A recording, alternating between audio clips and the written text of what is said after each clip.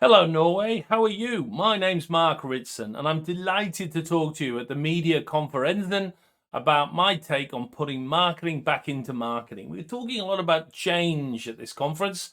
Let me talk about fem changes I'd like you to consider to make in your own approach as a marketer.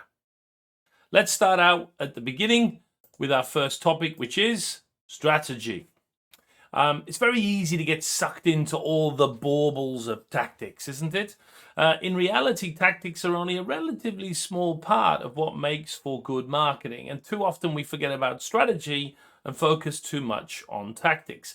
In particular, we're obsessed with digital communications most of the time, but digital communications are just part of communications, and communications in marketing are part of the broader tactical mix. Remember, there are 4 P's. One of them is promotion, but the other tactical P's are product and place and price. They're only a quarter of the tactical mix. And remember that before we do tactics, we need strategy. And before we do strategy, we need to do diagnosis. In fact, I always tell marketers while I'm training them that in fact, our job is about a third of each. They're all equally important. Most bad marketers just focus on tactics. Most good ones start with diagnosis, then strategy, and finally, tactical execution. And so you can see why it's so dangerous to focus just on advertising. If tactics is 1/3 of the marketing mission, and there are 4 tactical P's, well, communications is therefore only a quarter of a third, about 8%. And digital comms is about half of most communications. So that's a half of a quarter, or 4% of marketing. So let's not get too obsessed on all of the Instagram and TikTok digital tools. They're a part of marketing, but they're a small part. And let's also remember that these 3 are multiplicative, which is a fancy way of saying if you fuck one of them up, you're going to fuck everything up, because something multiplied by 0 is 0. You can have the best tactics in the world. If your strategy is wrong, it's going to fail.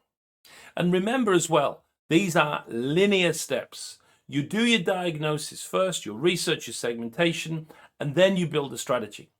Once you've built your strategy directs your tactics. So let's talk a little bit about strategy and what we mean by it.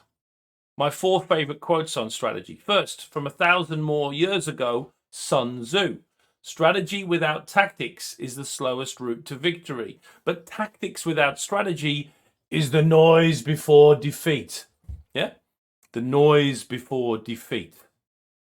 Michael Porter, the Harvard professor, the essence of strategy is choosing what not to do. It's the segments we don't target, the words we don't use in our positioning, the objectives we don't focus on, the tactics we don't follow that make for a great strategy. Everyone's going to do something.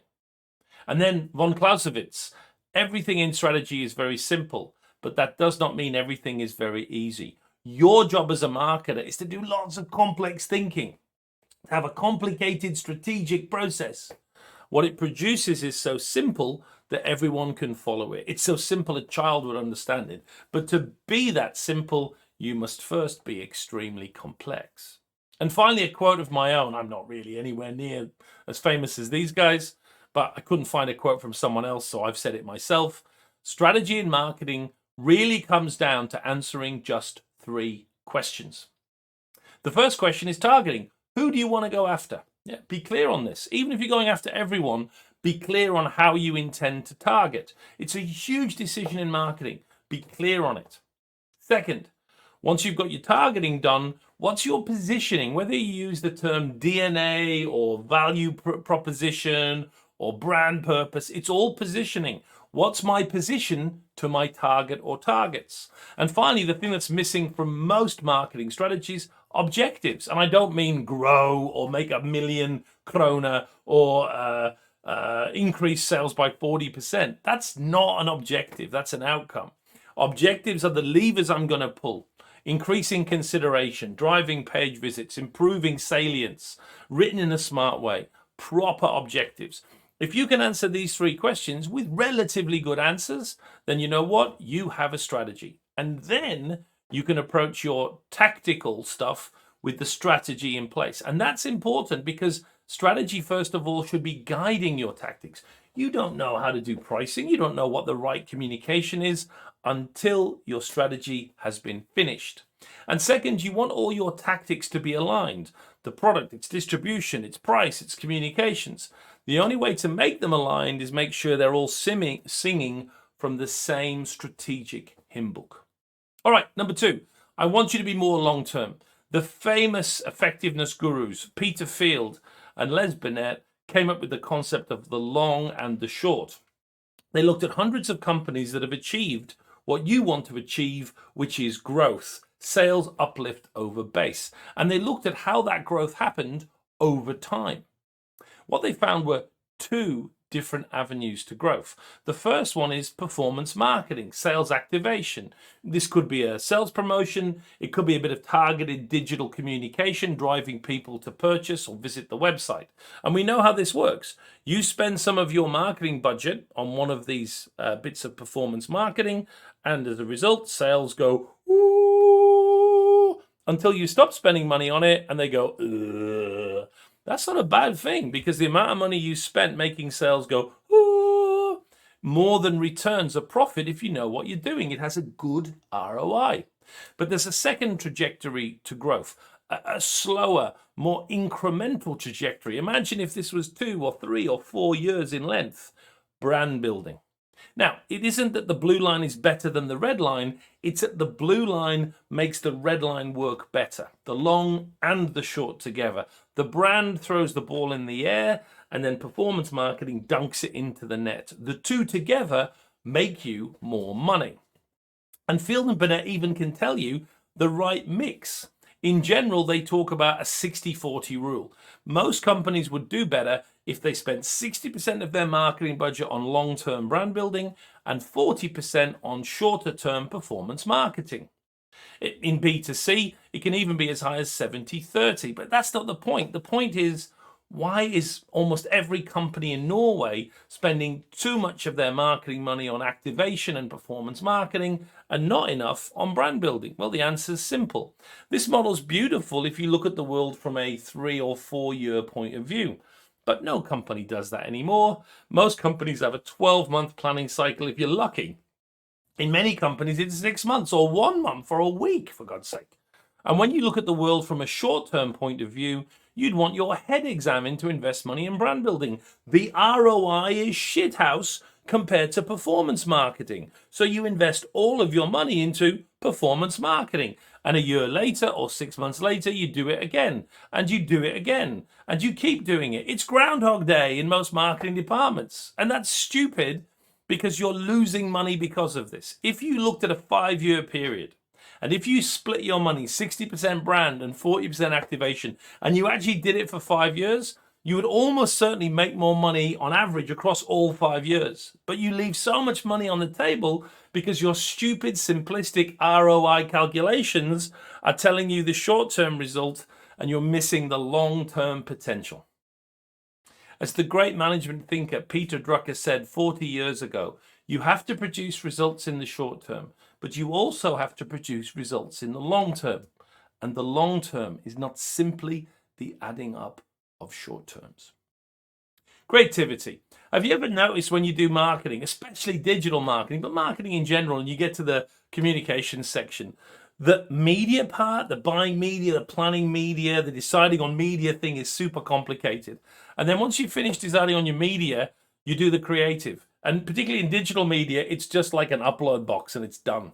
3 seconds for creative, 900 hours for media. Well, that's typical of the way we now look at the world. Over the last decade, we've been obsessed with media, the pipes that we connect to customers, and we've kind of ignored the creative, the stuff we put in the pipe to get to the customer. Well, that's stupid, because Nielsen famously did a bit of research 5 years ago looking at what are the big drivers of communications effectiveness. 9% of effect comes from the right targeting, 5% from recency, 22% from reach, 2% from the context in which the ad is presented, and 15% from the brand behind the ad. But a whopping 47%, almost half, comes from the quality of the creative itself. Is the ad any good is half the effect. Far more important than the media itself.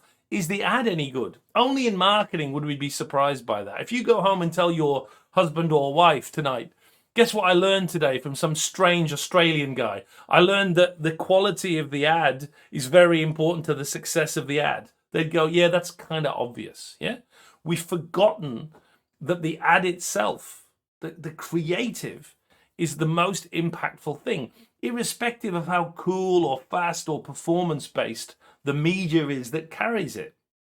One of my great heroes is David Abbott, the late great creative director at Abbott Mead Vickers. And when he saw all this obsession with media at the expense of creativity, he came up with one of the great sayings of all time. He said, shit that arrives at the speed of light is still shit. I bet that sounds even better in Norwegian. Integration, my next one.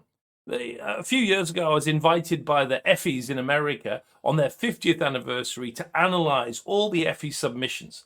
And one of the things I was able to do was to answer a question that I've always wanted to answer. What's the optimum number of channels or media to have the most effect? I got my hands on more than 5,000 Effie cases, and I just looked at how many channels did they use from 1 to 10. Where was the sweet spot? Where's the right number to create the most effectiveness? Well, here's what my data showed me. You see, more is pretty much more. As we add more channels, the effect continues to improve. We've got unduplicated reach. We've got 360 effects. We've got the fact that different tools do different things well. And when you blend them together, diversity integrated, you get a better impact. And I'm not the first person to find this. Analytic Partners, the great research company, found a similar thing when they looked at American campaigns. About 20% of campaigns in America utilize only one channel. Might be radio, might be TV. But when you add two channels, any two channels, the overall effectiveness goes up by 19%. When you use three channels, it goes up by 23% versus a single channel. When you add 4 channels, 31% more effective. And when you add 5 channels, 35% more effective. Again, more is more when it comes to media. And you see why here from another piece of great data from Analytic Partners. When we take a TV campaign and we take some of its budget and invest it into online video or digital video, we get a 35% bump in its effectiveness. And that's true of every single tool or media that Analytic Partners looked at. If you take money that's devoted to search and put some of it into digital video, the overall investment will work better. Synergy works. Diversity works. You want to spread and blend. And part of that comes down to the long and the short. If you want to build brand or if you want to do activation and performance, different media do different things well. You need to blend it together. I think many people, even in the great country of Norway, have forgotten the lost formula of integrated marketing communication. Namely, A times B is always more than 2A or 2B. What that means is take any two media, if you combine them together, they'll always be more effective than putting all of your money into one or the other, whatever it might be. If you've got a TV budget, put some of it into digital video. The impact will be better than just putting it into TV or just putting it into digital video. Synergy, integration, diversity. I have an answer to that ongoing debate about digital versus traditional. You know what the answer is? Yes, yes, ja, jag vill ha två. Två I, I can't say it. How do I say it? Stor. Two is better than one. You know what I mean. And finally, digital. For you digital marketers out there, I love you, but it's time to get rid of the D word, okay? Well, I look young, I know, but when I started as a marketing professor more than 25 years ago, the most popular course on the MBA program was international marketing. Because in America, everybody wanted to study international marketing. And then a weird thing happened.